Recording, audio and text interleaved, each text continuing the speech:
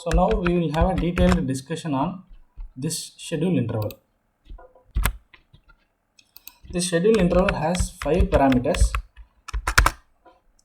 First is going to be minute, second is going to be hour, third is going to be day of month, which means, for example, 7th of every month, and fourth is going to be month.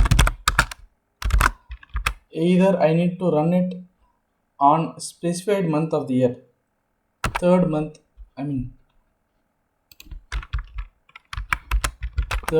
or fourth month, or specifically which month I need to run.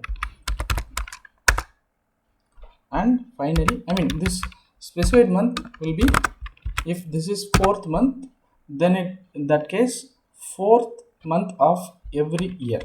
And finally, day of week, which means fifth day of week or third day of week specifically.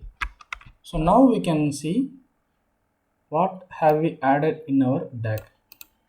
0th minute, 0th hour, and what do you mean by star? Star means every. So every day of month, every month, and every day of week. Then in that case, it is running 0 minute 0 hour, which means 12 a.m. on every day. This is the detailed explanation of this cron job.